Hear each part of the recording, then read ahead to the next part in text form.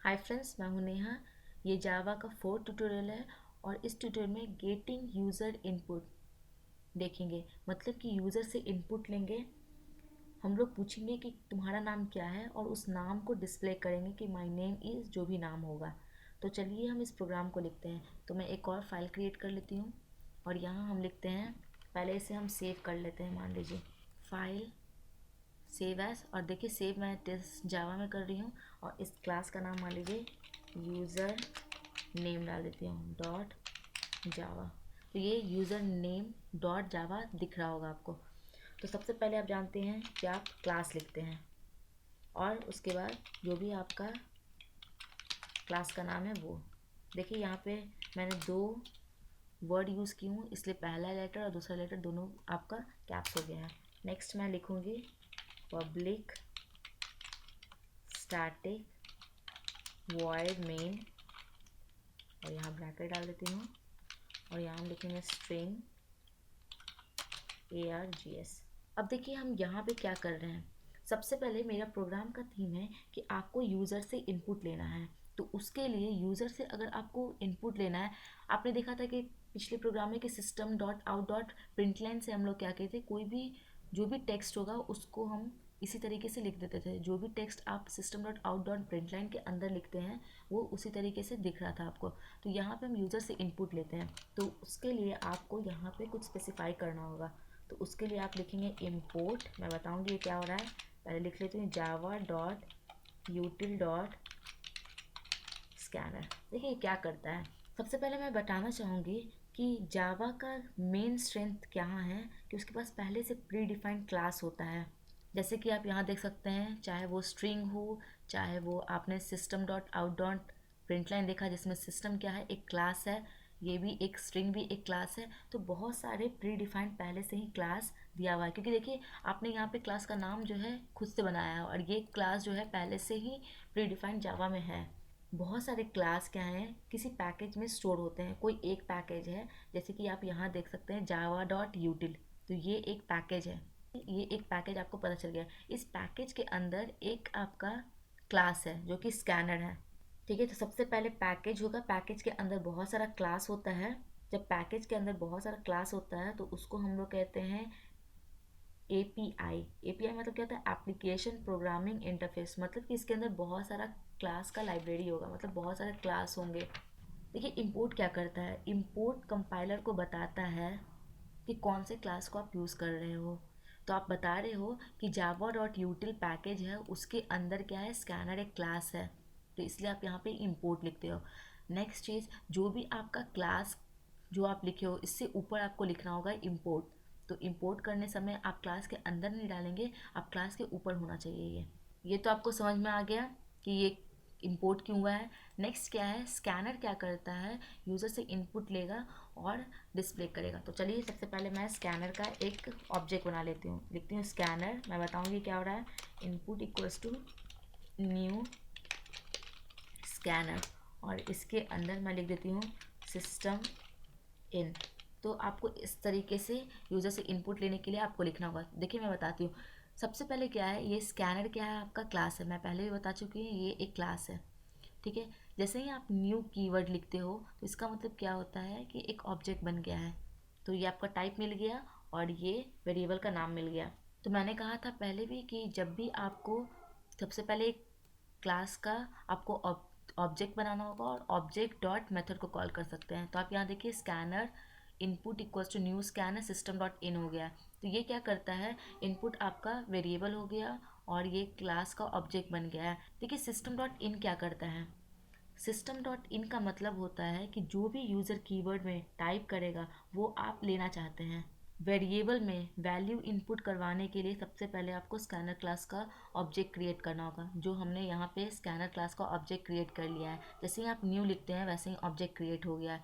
System dot इन, यहाँ पे आप देख सकते हैं कि इसके अंदर हमने आर्ग्यूमेंट सिस्टम डॉट इन किया है। सिस्टम डॉट इन का मतलब होता है कि जो भी यूज़र कीवर्ड में टाइप करेगा वो आप लेना चाहते हैं। ठीक है, तो ये देखिए सिस्टम डॉट इन आ गया है। अब आप ऑब्जेक्ट का नाम और डॉट किसी मेथड को कॉल कर सकते हैं। जैसे कि मान लीजिए कि आपको नाम देना है, तो नाम के लिए आप क्या यूज़ कर रहे हैं, स्ट्रिंग होगा ना नाम। तो आपको नेक्स्ट लाइन का यूज़ करना होगा स्ट्रिंग के लिए। अगर आप मान लीजिए कि कोई एज दे रहे हैं, अगर आप बोल रहे हैं यूज़र को डालने के लिए कि व्हाट इज़ योर एज, तो आपको मेथड नेक्स्ट इंट यूज़ करना होगा, क्योंकि इंट क्या है, एक इंटीजर है।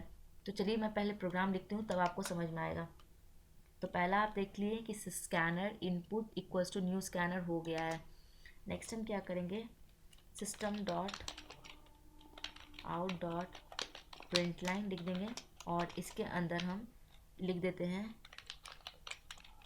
What is your name. ठीक है, और ये हम यूज़र से पूछ रहे हैं कि आपका नाम क्या है। पहले मैं यहाँ पे लिख लेती हूँ, एक वेरिएबल बना लेती हूँ, मैं बताऊँ कि ये सब क्या हो रहा है। पहले एक स्ट्रिंग एक डेटा टाइप है, और s equals to input dot next line. मैं बताती हूँ ये क्या हो रहा है। देखिए सबसे पहले क्या हुआ, स्कैनर पहले आप देख लिए यहाँ पे इंपोर्ट कर चुके हैं हम लोग। ठीक है, ये क्लास का नाम हो गया, public static void main stringers हो गया है। जो स्कैनर क्लास है उसका ऑब्जेक्ट बना लिया है। ठीक है, ये सिंपली प्रिंट हो जाएगा what is your name. Next क्या हो रहा है, जो भी आपका, आप ये देखिए इनपुट कहाँ है, जो ऑब्जेक्ट है स्कैनर का, जो ऑब्जेक्ट है dot next line. Next line क्या करता है, कोई भी वैल्यू को रीड करने के लिए आपको इसका जो ऑब्जेक्ट बना है वो डॉट मेथड को आप कॉल कर सकते हैं। तो देखिए ये लाइन क्यों लिखा हुआ है, अगर कोई इंटीजर रहेगा तो आप नेक्स्ट इंट लिखिएगा। मैं यहाँ पे आपको लिख के बताती हूँ, नेक्स्ट इंट लिखना होगा आपको। ठीक है, अगर कोई अगर कोई स्ट्रिंग हुआ, जैसे कि हो गया व्हाट इज़ योर नेम, या कोई भी स्ट्रिंग रहा, तो आपको लाइन का यूज़ करना होगा। ठीक है, नेक्स्ट अगर मान लीजिए कि कोई शॉर्ट, कोई इंटीजर आप यूज़ कर रहे हैं और उसका वैल्यू शॉर्ट है, तो आप नेक्स्ट शॉर्ट का यूज़ करें। तो आपको अगर फ्लोटिंग कोई पॉइंट है तो आप नेक्स्ट फ्लोट का यूज़ करेंगे। तो जो भी आपका यहाँ पे स्कैनर का ऑब्जेक्ट बनेगा वो डॉट जिस तरह का भी आपको जिस तरह से वैल्यू यहाँ पे लेना है उस तरीके से आप मेथड का यूज़ करेंगे। तो अभी देखिए मैंने यहाँ पे स्ट्रिंग डाला है, ये व्हाट इज़ योर नेम तो स्ट्रिंग आएगा, तो यूज़र स्ट्रिंग में डालेगा, तो ये स्ट्रिंग क्या करता है, लाइन यूज़ करता है। नेक्स्ट लाइन मेथड हो गया। और ये देखिए क्या है, एक स्ट्रिंग है, तो इसको हम लोग को स्ट्रिंग में स्टोर कराना होगा, तो इसलिए हमने स्ट्रिंग, और वेरिएबल का नाम मान लीजिए एस है, तो इसलिए हमने स्ट्रिंग एस लिखा है, इक्वल्स टू जो भी वैल्यू आएगा यहाँ आ जाएगा। ठीक है, तो प्रिंट दिखाने के लिए हम लोग लिखेंगे system dot out dot print line, और यहाँ पे हम डाल देते हैं, इसके अंदर लिख देंगे माई नेम इज़, स्पेस डाल देती हूँ, प्लस एस। ठीक है, तो ये क्या होगा, जो भी एस वैल्यू आएगा, पहले तो व्हाट इज़ योर नेम आ जाएगा, और जो भी वैल्यू यूज़र टाइप करेगा वो यहाँ पे आ जाएगा और इस वेरिएबल में स्टोर हो जाएगा। तो माई नेम इज़ जो भी यूज़र डालेगा वो नाम आ जाएगा। तो चलिए पहले मैं इस प्रोग्राम को रन करके दिखाती हूँ आपको। cmd कमांड प्रॉम्प्ट आ गया है। अब हम डायरेक्टली लिखेंगे cd c इज़ टू, ये आ गया, cd टेस्ट जावा। देखिए टेस्ट जावा के अंदर चला गया है। अब लिखेंगे जावा सी, देखिए क्लास का नाम क्या है, यूज़र नेम डॉट जावा। ये कंपाइल हो गया है, क्योंकि आप जानते हैं कि सी मतलब ही होता है कंपाइल। अगर सब कुछ सही होगा तो कोई एरर नहीं देगा। फिर हम लिखेंगे रन करने के लिए जावा और जो भी आपका क्लास का नाम है। तो देखिए व्हाट इज़ योर नेम दे रहा है, नेम डाल दें, मान लीजिए मैं नेहा सिन्हा डाल देती हूँ। तो आप देख सकते हैं my name is Neha Sinha यहाँ पे प्रिंट हो गया है। तो देखिए सबसे पहले हमने यहाँ पे यूज़र से इनपुट लिया और यहाँ पे हम डिस्प्ले कर रहे हैं। तो आपको समझ में आ गया होगा, सबसे पहले हमने इंपोर्ट किया, कंपाइलर को इजी कर देता है कि कहाँ पे वो क्लास है। नेक्स्ट क्या है, ये पैकेज है और ये क्लास है। आप जानते हैं क्लास के ऊपर रहना चाहिए ये इंपोर्ट।